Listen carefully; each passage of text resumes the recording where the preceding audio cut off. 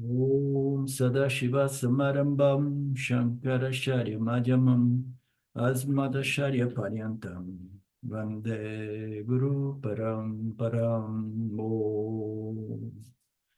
Okay, so we have seen in the on the page 1238, the verse 19, the following simile is mentioned for the restrained mind of the yogi. So he presents here an example, analogy that is well known in the world, in which the mind is compared to a lamp in a lamp that does not flicker because it protects against any kind of breeze or wind. So it is in the old days, I remember very well, we have those lamps with kerosene when I was a child, and then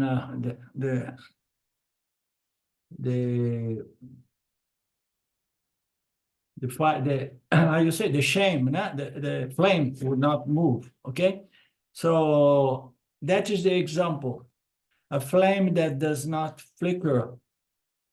So that goes to the mind who does not wander from one object of the world to another object of the world.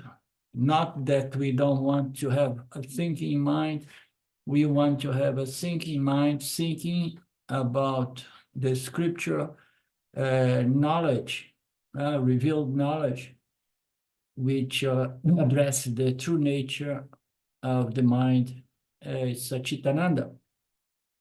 So that is the way to go. And what we get from this Upasana, we're gonna create a kind of protection to hold, to discipline the wandering mind so that it does not go all over the place. And we do that not only because we enjoy a quieter mind, but we do that because without a mind which is focused, we cannot really follow the logic as presented by the Upanishads, logic that reveals our true nature. So what is the deal about, mind control? It's not to create a silent mind, as we know, but it's only to quiet the mind so that it can remain focused. Okay, focused. And then Vedanta comes and says, so for that kind of exercise, it's better to use an object of meditation, which is a symbol of Brahman. So rather than use my dog, my words, my boyfriend, my girlfriend, I can use anything to keep the mind on one object. But we want to keep the mind in an object which is not an object, because every object is limited by nature. So now why we use a symbol of Brahman? Because Brahman is limitless. All objects are limited by the space, by the time, and by many other features. So we want to bring the mind to that objective meditation, which is limitless, until we begin contemplate, until we come to the Nididhyasana, in which we just contemplate or meditating on those aspects of the teachings that describe our true nature as limitless conscious existence. So you remember the definition of meditation for Vedanta is a flow of homogeneous thoughts, which are similar by nature. They are all, the thoughts are related to one's limitless nature. So all these teachings that hold together what we call the Vedanta Vichara, they have to be kept, and it's all of one single nature. What is the nature of these thoughts? They're all about my limitless nature. So this is what distinguishes Vedantic meditation from all other kinds of meditation, such as, any of these meditations in the modern in this, I think it's not modern, no, but it's all over the place. Maybe it has always been there, because yoga believes that the ultimate goal is no mind, silent mind, or no thought, and so on. An undisturbed mind means to say that the mind that's not disturbed by these kind of thoughts, but it's a mind that was properly educated to think in the light of the teachings of the Upanishads. So what kind of enclosure are we going to do to protect our mind? So, and this is beautifully presented here. What enclosure I will provide? Suppose I provide a glass. I put, okay, no, I mean, if it worked with the flame, and then I'm going to create an enclosure of glass around myself, and I'm going to meditate. And then my mind is not going to flicker, but it does not work, as we know, because this is just an analogy. The mind is very subtle. And there is only one thing that can create this quote unquote enclosure or protection against the flickering mind. And what is that? He says it is vairagya and devotion. Devotion and vairagya is the enclosure, are the protection, you know. So this is very nice, because devotion to what I'm doing, devotion to my object of meditation, which is going to bring, surely in due time, a sense of dispassion, positive disinterest in regards to all other thoughts of the world. So this vairagya, it's extremely important, so that we can have one-pointedness of mind. And that requires great devotion to our effort, to our object of meditation. It requires a lot of profound conviction that this is the way to go as well, trust in the scriptures. And what does we mean by bhakti and vairagya? I should not sidetrack, even though it's not in the verse, and Krishna is going to deal with only later on in the, I think, chapter 12, maybe. I just give a clue. Krishna discussed this later. He talks about abhyasana and kauteya and vairagya and So all our worries are because we cannot face the future. So he tries to disclose the mechanism from where or by which the mind flickers all the time. What is that? It's trying to anticipate pleasure and pain, and try to prevent pain and attract pleasure. This constant flow of anticipation is the main mechanism that produces a flickering mind. He puts it as our worries. Why our worries? Because we have no control over the future. We have no control over our prarabdha. And the mind that did not understood it and did not gratefully accept that, is going to be trying to anticipate the future and try to manipulate the future to bring favorable future.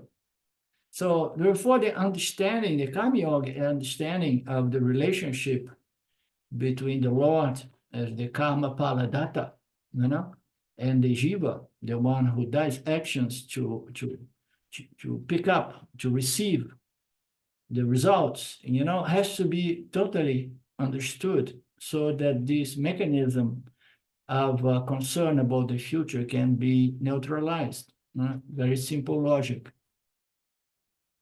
And then Swami elaborates here that there are two kinds of future. One is the actual future, and the other imaginary future. It's even difficult to talk about actual future, because actual future becomes the present as it shows up. Imaginary future is what we experience as future. When we think of the future, it's because we are trying to to experience something other than what I'm doing, experiencing the present, you know? So it is this future, you know, which brings us this problem of anticipation and concern.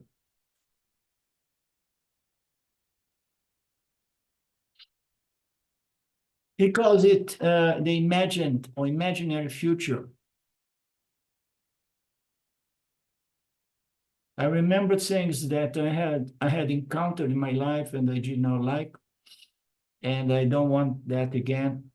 I remember things that gave me great satisfaction, and I want to get that again. So, and then I keep anticipating the future, trying to avoid what did not make me happy and attract which did make me happy. So this is living in the future.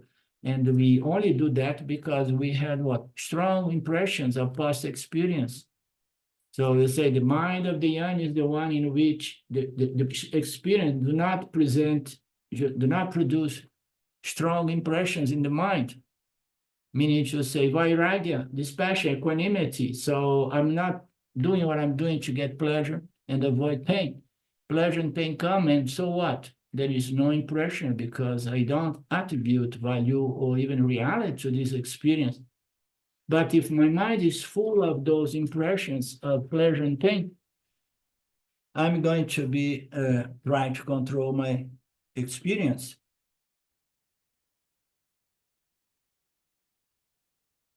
And as we know, the future then, which does not exist in reality, only in one's imagination, it becomes a huge threat to the mind. And the list of concerns and worries is huge. And it definitely, undoubtedly, it causes great disturbance to the mind. And then so I say, therefore, it's better to surrender to the Lord. Surrender to the Lord, what it means? Surrender to karma, causality. The law of karma is the Lord. The Lord extends itself as its laws and principles. It's intelligence, pure intelligence by nature. And this intelligence sustains this apparent order with a set of laws and principles. Surrender to the law of karma, which is the most important as far as the Jiva Ātma is concerned. Accept it. Accept that you have no control and have a relaxed mind.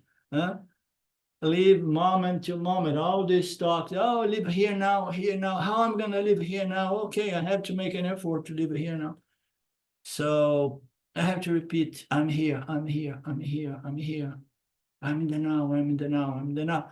So none of that's going to help as well, as we know. So what helps is a deep understanding of the nature of this relationship between my actions and the results, its results.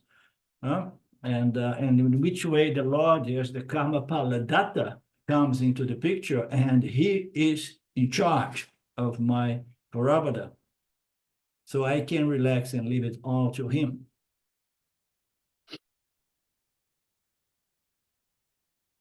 Therefore, surrender to the Lord is the attitude of the karma yoga, which a lot of people misunderstand, because it's not that surrender to the Lord and do nothing. No, surrender to the Lord and live in harmony with the laws and principles of the law that structure this apparent order reality. Otherwise, you're going to suffer. Even if you surrender to the Lord, but if you live in violation of its laws, you're going to suffer. Oh, but I surrender to the suffering. Okay, so you're strange. Everybody wants to be happy, right, Mark? Yeah, definitely, Arlindo. Yeah, that doesn't work, does it? Just surrendering and then violating Dharma. Yeah. That's not going to work. So therefore, bhakti, vairagya, enclosure is what we do with Vipassana.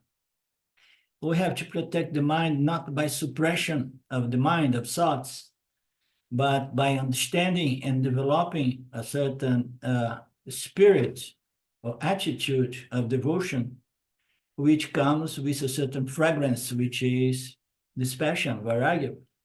Therefore, Krishna says, a lamp kept in a protected place, secure place, remains unflickering. So this is the example, this is the illustration, this is the model, how to restrain the mind, discipline the mind by jnana, knowledge. Which kind of jnana? So Ishwara jnana, Mitya jnana, the relationship between Jiva, Ishwara, and Jagata is enough to discipline the mind, to bring about a mind which is focused, restrained, educated, non-flickering, no wandering mind, a relaxed mind, a happy mind. It's enough to understand Mitya and its depth. Oh, but it's Mitya. Okay, so you want to understand only Satya. It's okay. But if you don't understand Mitya, and if you stumble on self-knowledge, you may have self-knowledge, but you're going to be suffering because you did not understand Mitya. You are living Mitya. You need to understand Mitya as well. This is the complete knowledge that we talk about.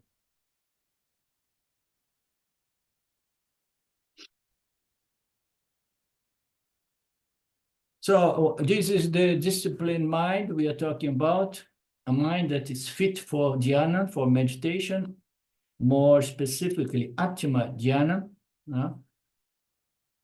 Unflickering flame is an example for the restrained mind, and the mind must be engaged in Ātma dhyana, and it's possible only when the mind is restrained from flickering.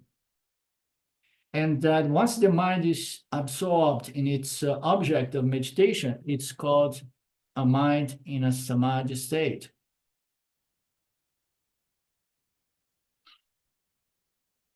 So now Krishna wants to talk about the culmination of dhyana, or meditation. The culmination he calls Nirvikalpa Samadhi. He also calls it Nirvikalpa Samadhi, but with a different meaning than the yoga meaning of a Nirvikalpa Samadhi. So the following slokas or verses are going to define Nirvikalpa Samadhi according to Vedanta.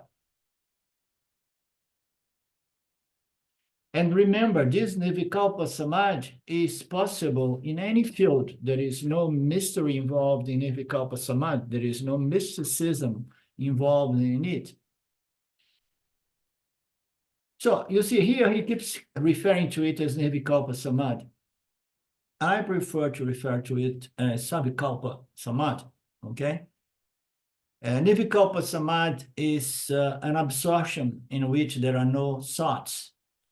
There is no meditator present. Everything disappears in a kind of a self-induced deep sleep, okay? So this effort of upasana, which brings about a mind fit for the ultimate upasana, which is nididhyasana, is the goal. And this goal is something more in the lines of Savikalpa Samadhi, okay?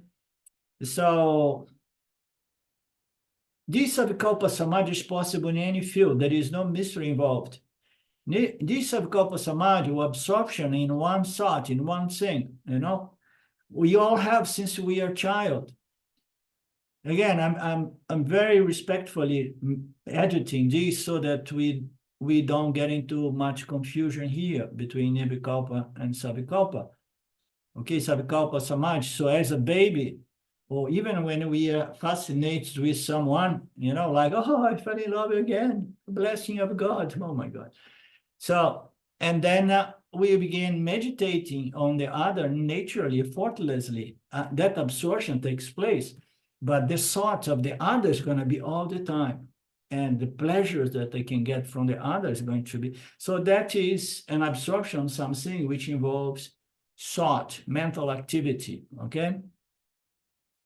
So it's something very common to the babes. This is very nice. We know there are some passages here and there, even in the Christian scriptures that they're saying that the mind should be like of a child, innocent and totally absorbed in whatsoever it enters in contact with.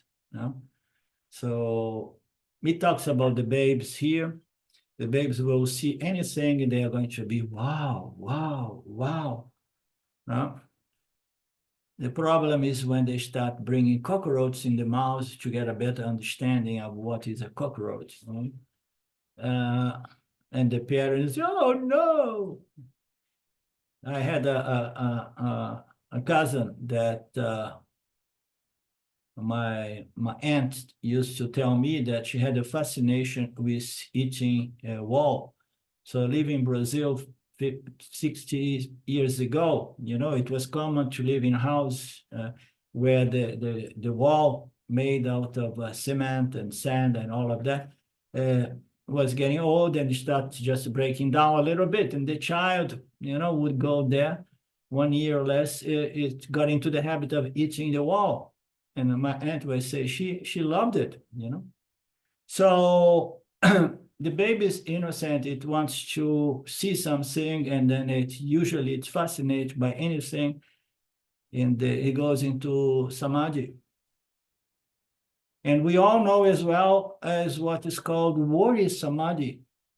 We get absorbed with a one-pointed mind in respect to something that we are concerned about the future. So we are worrying. And when I get worried, my meditation goes very deep. My Samadhi goes very deep. This absorption. And Swami here says, so I can see people come to the class and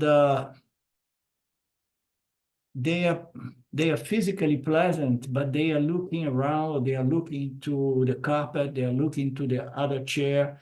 You know, they are all over the place. The mind is not in the class. The lecture is going on, but the mind is just disturbed and distracted by other things. So it's easy for the guru to see that the student is missing or losing the class. It's jumping from one thought to another. And when we see today's class is gone, I understand whether they understand it. I understand whether they understand it or not. Generally, it happens. Why? The person is in the worry samadhi, thinking about something else. It is absorbed by those thoughts. So when I do my class in Portuguese, I invite people to open the videos because it's more fun for me to see the people than just to see a dark screen here on my computer. And but some people are so restless and so over the place, you know, changing their hair, changing this, look at the finger, you know, all the time, especially one of my students, which is with me for many years, but extremely rajasic. And then I have to find a way to ask them to, not without hurting anybody's feelings. So if you engage in too many other thoughts and activities, so it's better to close the video. Don't open it because it's a distraction for me that I'm seeing you guys, just a distraction to others, you know, to see somebody who is all the time, you know, and moving and looking at something and you know, the head and the hair and all the time. So unfortunately, purity of mind is something rare to find. Anything takes attention of the wandering mind, concerning mind, worrying mind.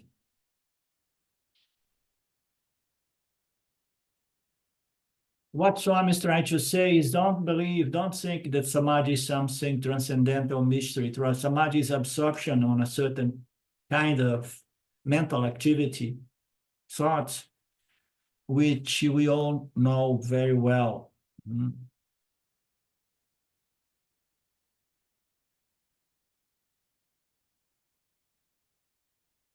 But we need to direct this mental activity to Vedanta. We want the mind to dwell upon the knowledge revealing its own true nature. We want the mind to dwell upon those notions, revealed notions that say, I'm not the body-mind-sense complex. I am the witnessing conscious existence. And this brings about Samadhi. So we're going to see 7 definitions of Samadhi in the following verse to further clarify this topic and demystify this topic.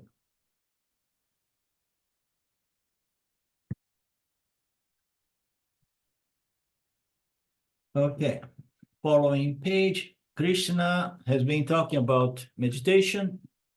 He's basing his 6th chapter on the Patanjali Yogi Sutras. And we have seen the previous steps, and now we are looking at the actual process of meditation. And the result, the outcome is Samadhi, which is mental absorption, which Swamiji brilliantly defined as a flow of similar thoughts or similar thought pattern. The flow of similar thought is called Vyachaya Pratyaya Pravaha. Sahaja Sahajatiya means similar, okay? Similar thought. In the Dante meditation, the flow of thought should be dealing with the very nature of the self. It is in its last stage, okay? So in Vedanta meditation, on the intermediary stage, the flow of thought usually should be dealing with the nature of Ishvara Jiva Jagrata and the laws involved in this apparent order of reality. Why? Because I want to understand God, and I want to understand I, the Jiva, and I want to understand how to navigate in Jagrata. So I have to be meditating on the teachings around karma, dharma, during my upasana. You understand? So we are just recalling the teachings and bringing the mind to that. If once the mind is subtle enough, and then only then we can bring the mind to that flow of thoughts dealing with what? My Satya nature, yeah? My limitless nature as Brahman, the true nature of the self.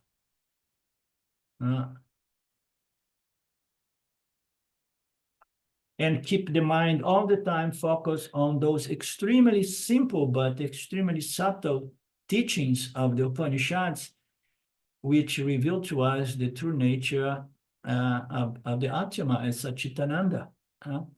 So because it is very subtle, most minds have trouble to do meditation upon that kind of flow of thoughts, okay? The thoughts are there. They should not be dealt with only from the intellectual standpoint, as if you repeat mindlessly a mantra. You should really dive into those and get a feel to it and understand that that is your true nature, and that nature is that should be understood, realized, claimed, and internalized. So that is the process of meditating on Nirguna Ātma, Nirguna Brahman as my true nature. And it's going to be challenging, yes, and the subtler it is, the object of meditation, more challenging it is. Why we say that meditation brings about, or Upasana brings about 2 benefits. Generally speaking, we say is one-pointedness of focus, and the other is mental expansion. So this mental expansion is can be understood as well from another angle, which is the mind has to become more and more subtle or refined in order to be able to hold itself, okay, on aspects of Brahman, which is subtler, subtler, and subtler, and subtler. When my object of meditation becomes subtler and subtler and subtler, I need to have a subtler and subtler mind. So the mind needs to expand or become more to the point, becomes very, very subtle. to meditate upon something which is extremely subtle. The Ātma is the most subtle of the subtle, as the scriptures say, and we know very well. The mind has to go through this process of refinement, often present as expansion, opening up to understand subtle aspects of all these symbols of Brahman until I get to the ultimate symbol, which is my very self as Nirguna Ātma. So the mind needs to expand, needs to refine, has to become very subtle to be able to bring itself to something which is it's free from any attributes except, we say, conscious existence of limitless nature.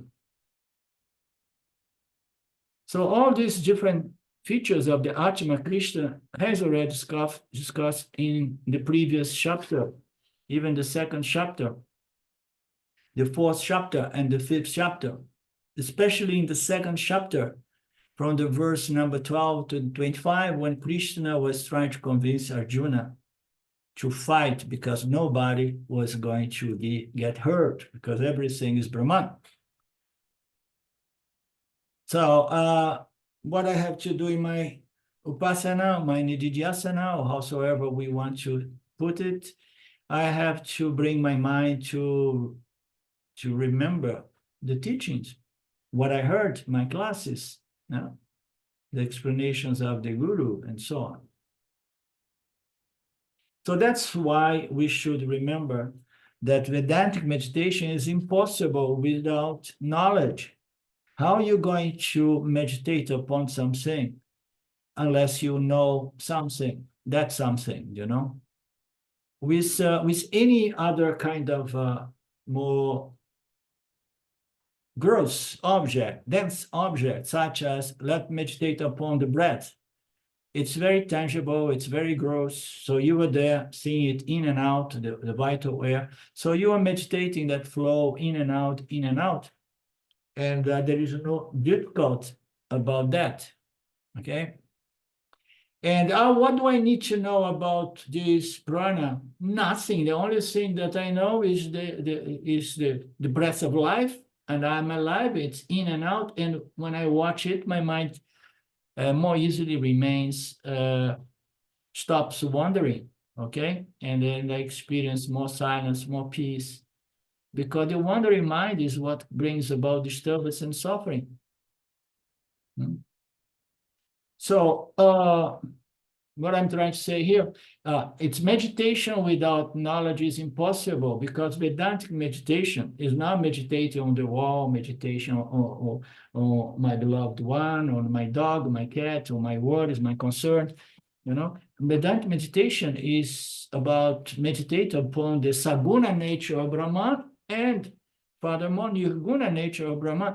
Okay, I'm gonna meditate on the Saguna nature of Brahman. So I need to know God. I need to understand what God is.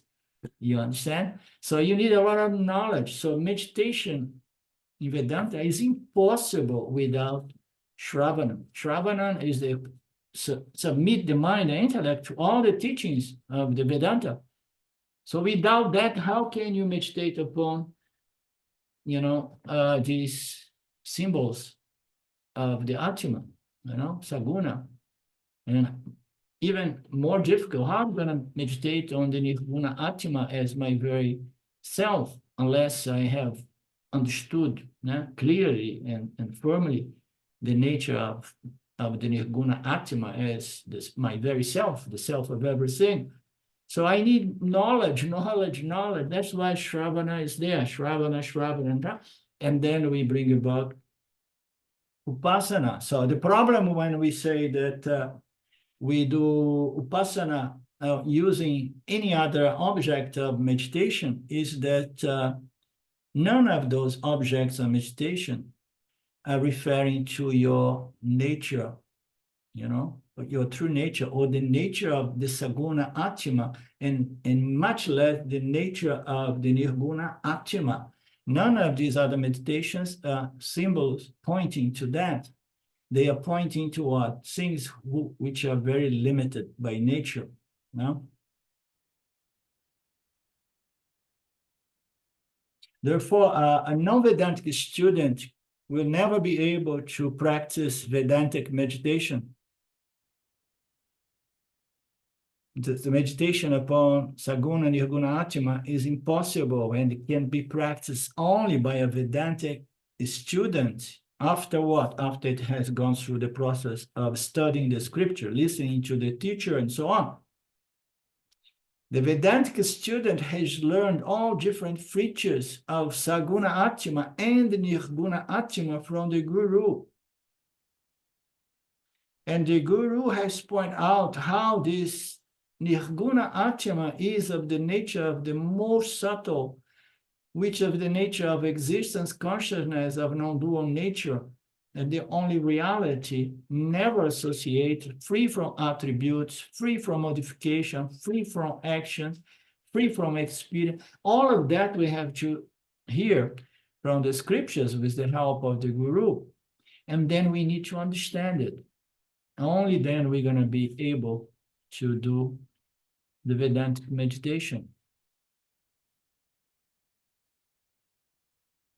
If the person is having difficult to meditate upon Nirguna nature of Brahman, it's better to go back to Shravanam.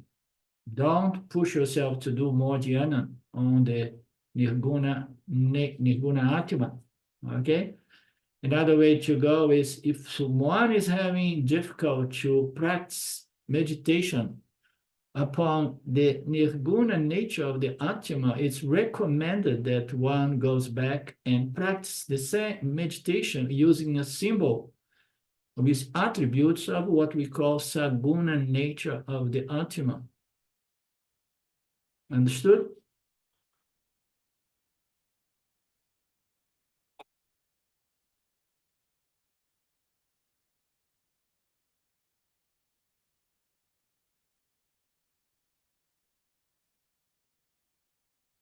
Then slowly but surely, the mind is going to be refined until we are going to be able to hold the mind, contemplate upon those similar homogeneous thoughts around the features of this limitless Atma, which is non-dual and therefore my very fundamental intrinsic nature.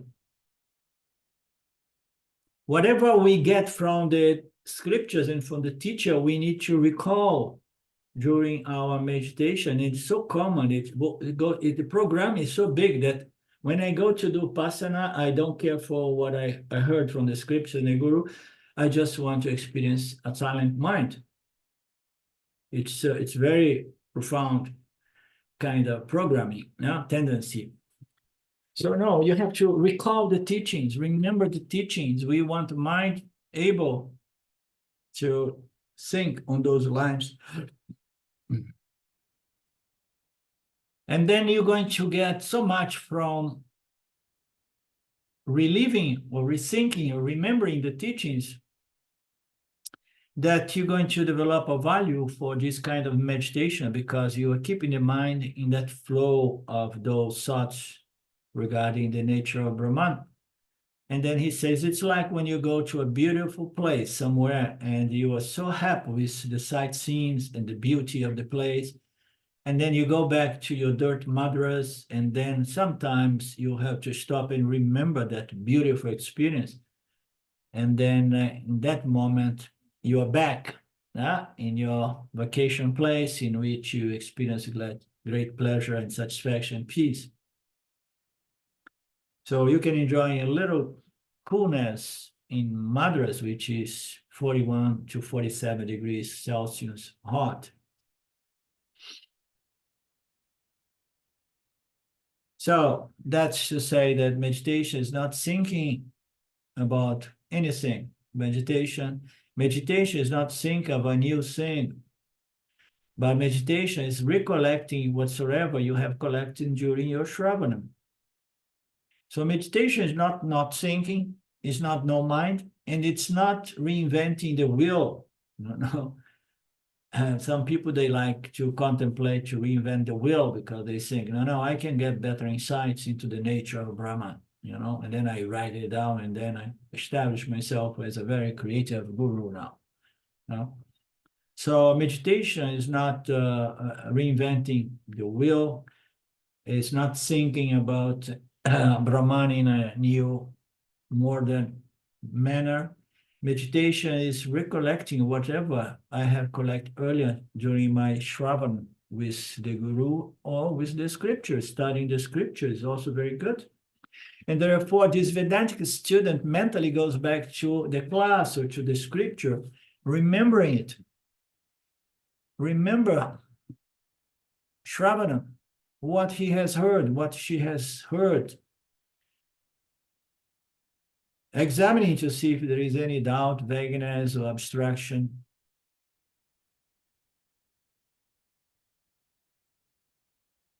He is going to understand that I am the light of consciousness in which the thoughts come. And by the way, I want to think about my true nature, not about the thoughts in respect to my past experience. And the thoughts I want to engage is I'm of the nature of limitless consciousness. I'm free and independent from the thoughts of the world and the experience of the world. So there are so many different features we can use during our Vipassana or our meditation, Nididhyasana. You're going to dwell on the teachings. And if you do that with minimal distraction, better it is. No? Holding that flow of similar thoughts, avoiding dissimilar mundane thoughts.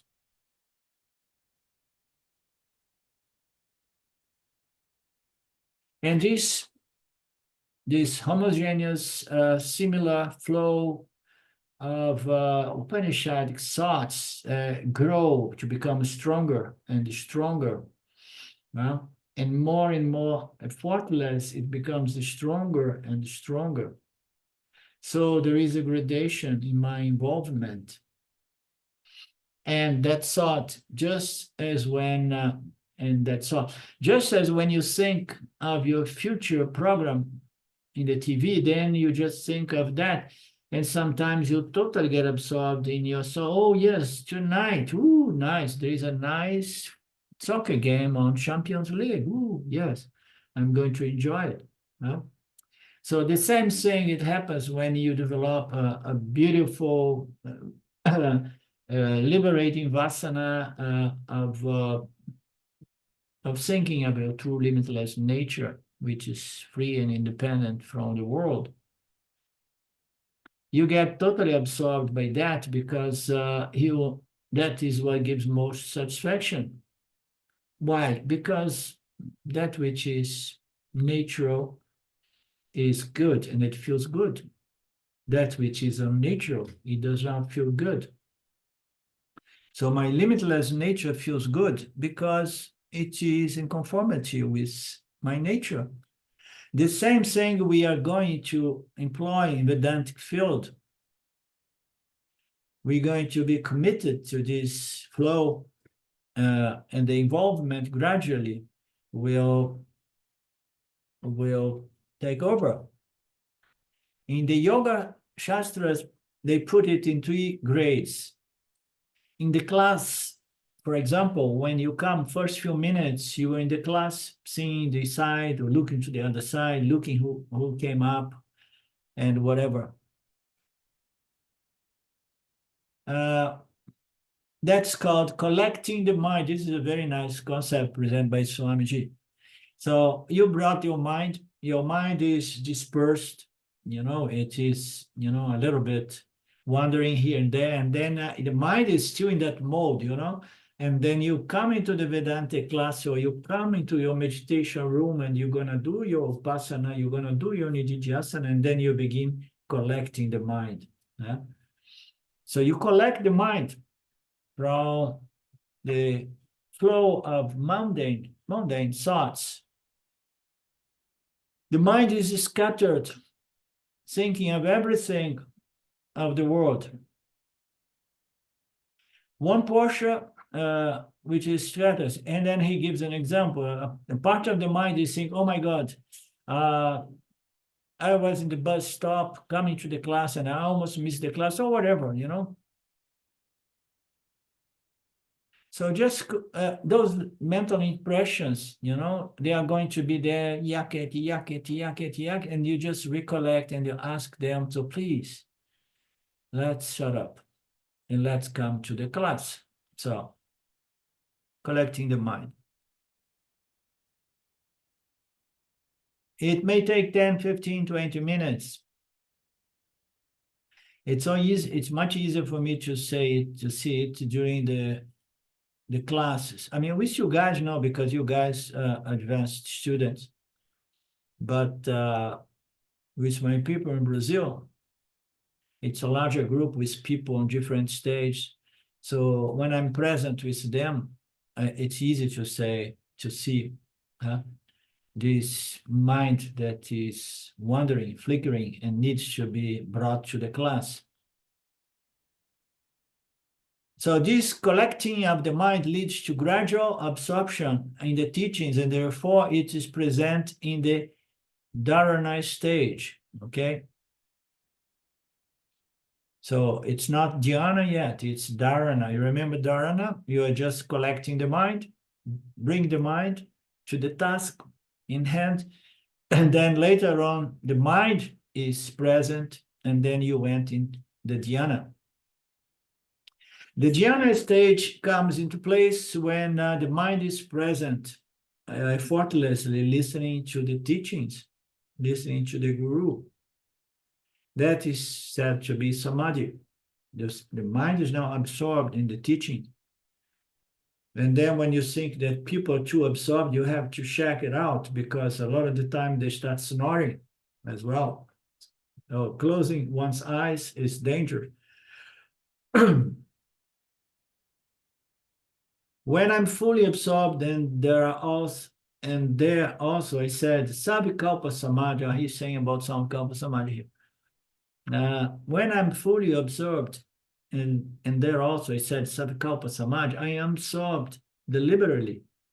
And when Nirvikalpa Samadhi, I am absorbed spontaneously, in which my willpower is not required. So this is the beautiful definition of Nirvikalpa Samadhi, in distinction to Savikalpa Samadhi. So Savikalpa Samadhi here is presented as an experience in which effort is needed to collect the mind and bring it to the object of dhyana, you know, which is the flow of those teachings, remembering the teachings or listening to the teachings. So if there is effort, it's savikalpa. If there is no effort, it's nirvikalpa. But the more, I believe that the more to the point, technically speaking, definition of savikalpa, in nirvikalpa, is savikalpa involves a mental activity and nirvikalpa, no mental activity. But this is another way to look at savikalpa involving effort, nirvikalpa, no effort, and we know how it is. So you enter the good samadhi when you are really there, present, flowing with the teachings, without effort. When there is will, it's savikalpa. When will is no longer necessary, it's nirvikalpa. So nirvikalpa is supposed to be the combination of Ashtanga yoga. And therefore the 8 stages are called Anga, and nirvikalpa samadhi is called Angi. And the ninth step or stage is, one is Angi, the destination. The 8 ones are the Angas, the stepping stone. So I don't know much about this process of Ashtanga yoga or Patanjali, but generally speaking, it's my impression by what I heard so far, even from Swami Paramarthananda here and there, that Vedanta does not really buy into everything presented by the Yoga Sutras, because ultimately they present Nirvikalpa Samadhi as liberation, as the culmination of yoga, is Nirvikalpa Samadhi, you understand? Which is presented as deep meditation, which is more, you know, more in the lines of Nirvikalpa Samadhi, okay? So it's an empty mind, a no mind, restrained mind. So thoughts may be there, but or no thoughts is even better, but great bliss, great peace, you know. This is what the restrictions, how you say restrictions, Vedanta or Upanishad has with Yoga Sutras is more about that. All of this is very good. And in the Gita, Vedanta borrows most of everything, as we have seen Swami explaining the previous verse. They borrow a lot of that process, the stage, or that process from the Yoga Sutras. But in the Vedanta, Nirvikalpa Samadhi, in the sense of experience of emptiness or no mind or total disappearance of the world and the meditator is not accepted by Vedanta. The verse number 20, one should know that that state is Samadhi, when the mind restrained by the practice of meditation quietens, and hearing one perceives the Ātma with the pure mind and rejoices in the Ātma. So there is a very, very experiential connotation, or element in this verse. One should know that state to be Samadhi when the mind is restrained by a repeated practice of meditation, and then it becomes very quiet. And then in the quiet mind, the mind is perceived. The Ātma, the self, is perceived. And we need to have a pure mind to perceive the Ātma. And then there will be great joy and tranquility. Okay? So it's all right, it's all good. But we have to be careful with the experiential kind of seduction behind this verse. No? So it is a joy, but we need to understand the joy there is because we have developed a mind with so much sattva guna, that somehow it reflects its non-dual nature, limitless nature, which gives a sense of security, peace, and satisfaction. It's my true nature reflected in a mind which is so quiet. And in this quiet mind, it's much easier to perceive the self, and I agree with it, because extremely rajasic mind has difficult to understand the Ātma. Perceive the Ātma means perceiving through the mind, perceiving through the sense. So a quiet mind is going to understand the Ātma more clearly. But as I often say, there is a certain element of experience in understanding the Ātma as well.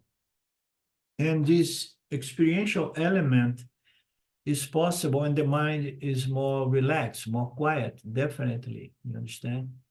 Definitely. So as you probably heard me mentioning, when this thing became clear to me before Vedanta, but I was so obsessed with trying to understand that my true nature was consciousness. And then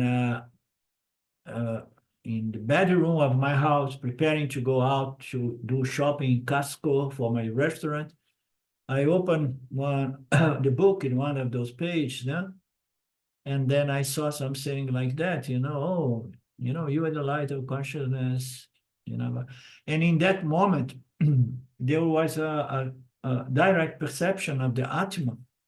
Okay, so there was a subtle experience that, oh my God, I am consciousness. Here it is. Oh, I'm here. Is that by which I know I am, I know I exist. So an experience of the Ātma is possible even when you are there busy preparing to go to Costco with a huge list of shopping. but still your mumukshudva is so intense that you are trying to go back to the teachings again and again, even if they are only fragments of the teachings, which was in my case. Yeah. So then I used to say it's a moment, an intense moment of pure sattva, that somehow you perceive it and you understand it. Okay. Whereas if I'm running the restaurant and I'm going to the pub and doing all kinds of other things, it's more difficult to perceive this consciousness and understand it and retain that understanding, of course. So there is no question the mind has to be quiet, meaning to say more sattvic, so that one can understand the Ātma in a way that it transforms one's sense of Jivatma as an entity who experiences Jagata. And then there is this amazing feeling of satisfaction, peace, and joy. And the mind rejoices in the Ātma as the Ātma. The mind rejoices in one's true nature as consciousness. I like to read these things because it helps me to go back and remember, try to understand what happened to me, because I was lost when I just realized that moment of that moment of subtle perception of my nature as consciousness it was so subtle and so quick that I would never imagine that it would have had such an impact in my life. The impact was that I was no longer the same after that. And I couldn't understand why I was experiencing myself and the world in a different way. Purity, merits. The mind was purified by meditation. The mind became more sattvic. The desire to get this understanding grew. And then in a moment of more sattva guna, the mind perceives the Ātma and says, I am this Ātma. And my Ātma gives me great satisfaction and peace. So this verse has two definitions in itself. The first definition is that this state is a state of total tranquility, total relaxation. So total tranquility is also present as Samadhi, absorption in one's true nature, which is the very definition of peace and tranquility, one without a second consciousness. That's why the very word Samadhi is giving so many different derivations. And one more derivation given is Sama, Dehi Yasmiha Saha. Samadhi Sama means equanimous, tranquil, like a waveless lake, tranquility. And this waveless, rippleless lake is also another example that describes the reflecting nature of this mind. Now, the wave, when it's free from any kind of ripples, it becomes a reflecting medium. And the mind, when it's free from these ripples called thoughts in regards to the world, it's very sattvic, and it has the feature to reflect one's true nature as Ananda, as one without a second consciousness, limitless consciousness. Imagine the lake when there is no breeze outside and blah, blah, blah, no ripples. There are many Vedantic literatures using this analogy. That's how they compare the mind of the Yoni. So he compares, this literature compares it to the mind of the Yoni. Normally, we compare the other way around. In those days, the Yoni were many. The Yonis, there were many. So, and then they used to see the lake or the ocean, even the lake is better. The lake without any ripple, and we say that's how the mind of the yoni is. And now it's reversed, so we need to look at the yoni to say his mind or her mind is like a lake without ripples. So he says here the yonis are becoming rarer and rarer nowadays in this period of Kali Yuga. Therefore, it's better we use the comparison, but revert it a little bit.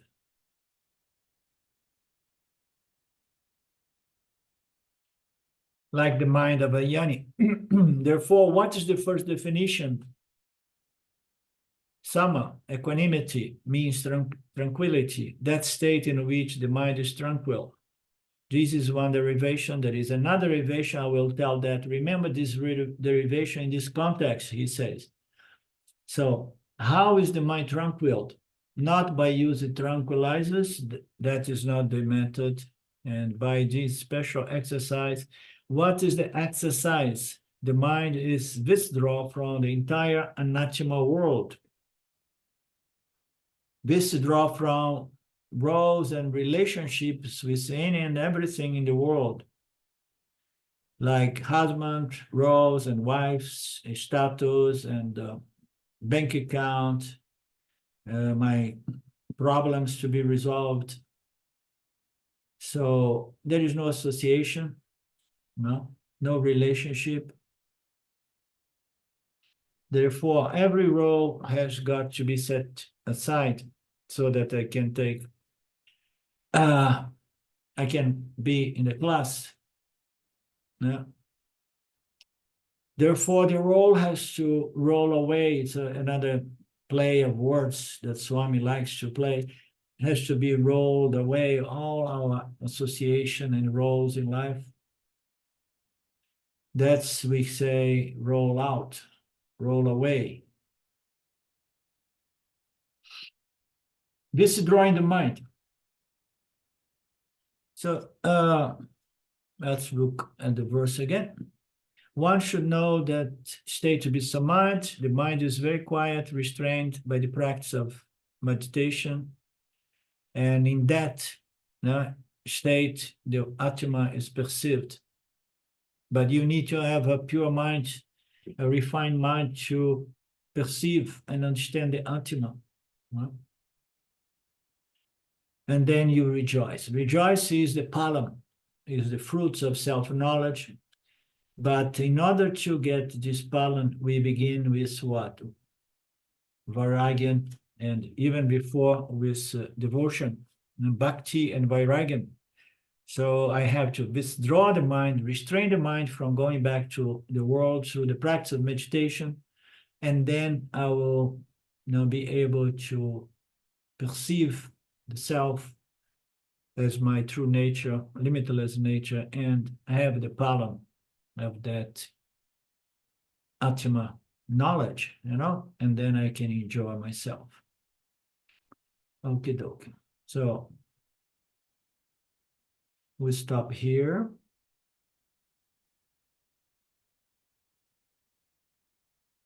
Anything from you?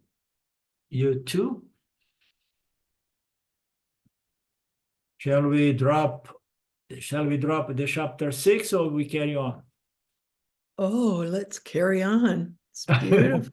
But now it's getting more interesting, It's gorgeous. Yeah. And I was thinking about your experience, and you said you were looking at that little sentence that popped out and all of a sudden flooded with your true nature. And that's a phrase that Rodney used, a word mirror, that somehow the scripture gives you the words that on a clear mirror just reflect yourself so beautifully. And I get that sometimes in class, and then the reflection from the words just the Ananda comes.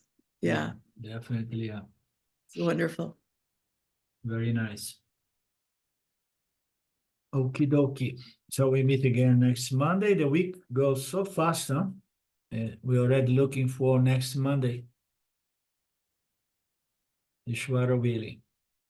Om Purnamada Purnamidam Purnamudachyate Purnasya Purnamadaya Purnameva Vashishate. Om Shanti Shanti Shanti Om. Okie dokie. Thank you. Thank you. Marvelous. Thank you, Arlindo.